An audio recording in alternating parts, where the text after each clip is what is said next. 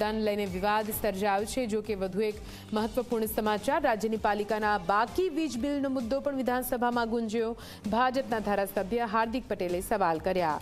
સરકાર બિલ માફ કરવા માંગે છે કે નહીં તેવો સવાલ કરવામાં આવ્યો।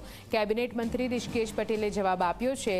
રાજ્યની અનેક પાલિકાના વીજ બિલ બાકી હોવાની વાત છે, ત્યારે બાકી રહેતી રકમ કરોડોની થઈ ગઈ છે। સરકારે બિલ ચૂકવવા લોનની વ્યવસ્થા કરી હોવાનું પણ તેમનું કહેવું છે। ફરીથી સંવાદદાતા હિતલ પાસે જઈશું। હિતલ, પાલિકા કેવી રીતે ફડચામાં જતી હોય છે? આપણે આંકડા જોયા છે, વીજ બિલ કરોડોના બાકી છે। જો કે આ મુદ્દો હવે વિધાનસભામાં ગુંજ્યો છે, શું કઈ સવાલ અને જવાબ શું આપવામાં આવ્યો? જી નિધિ, ચોક્કસ એવું કહી શકાય કે વીજ બિલ અંગેનો જે પ્રશ્ન હતો એમાં ભાજપના ધારાસભ્ય હાર્દિક પટેલે ક, બ અને ડ વર્ગની જે નાની નગરપાલિકાઓ છે તેના વીજ બિલો બાકી છે ને એ વીજ બિલો 8 લાખથી 20 કરોડ સુધીના બાકી હોવાનો વાતમાં તેઓએ ઉલ્લેખ કર્યો હતો। અને આ બિલો જે બાકી છે એ સરકાર માફ કરવા માંગે છે કે નહીં તેવો સીધો સવાલ કર્યો હતો।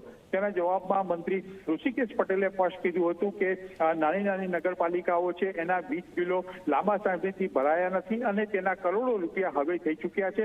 સ્વાભાવિક છે કે સરકારે એના માટે જે યોજના, લોન માટેની યોજના પણ બનાવી છે અને લોનથી તેઓ આ વીજ બિલો ભરી શકશે એ પ્રકારની વ્યવસ્થા કરવામાં આવી છે।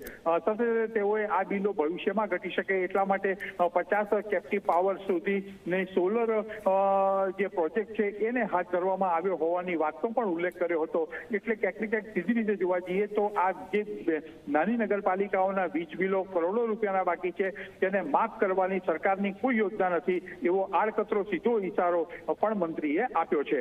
જી બિલકુલથી આભાર પૂરી માહિતી માટે હિતલ।